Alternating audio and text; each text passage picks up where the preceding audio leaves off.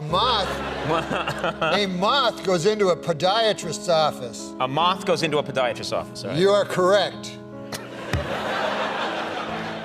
A moth goes into a podiatrist's office, and the podiatrist's office says, "What's the problem?"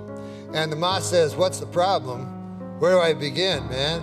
He goes, "I go to work for Gregory Olinovich, and all day long I work.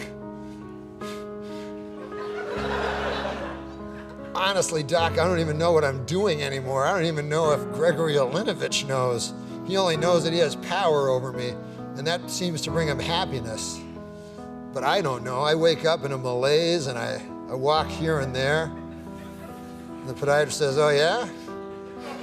And the moth goes, "Yes." And he goes, "At night, I sometimes wake up and I turn to some old lady in my bed that's on my arm. A lady that I once loved, Doc. I don't know where to turn to. My youngest, Alexandria, she fell in the cold of last year. The cold took her down, as it did many of us. And my other boy, and this is the hardest pill to swallow, Doc.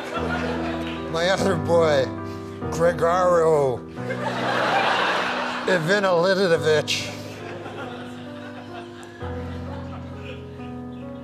I no longer love him. As much as it pains me to say, when I look in his eyes, all I see is the same cowardice that I catch when I take a glimpse of my own face in the mirror. If only the cowardice was stronger, then perhaps I could bring myself to reach over to that cocked and loaded gun that lays on the bedside behind me." He says, "Doc, sometimes I feel like a spider, even though I'm a moth, just barely hanging on to my web with an everlasting fire underneath me. I'm not feeling good." And so the doctor says, "Moth, man, you're troubled.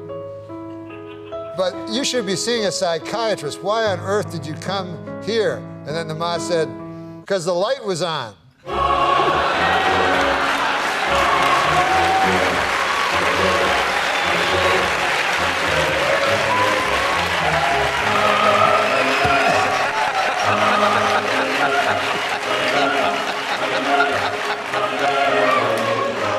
My congratulations to anyone who stuck it through to the end.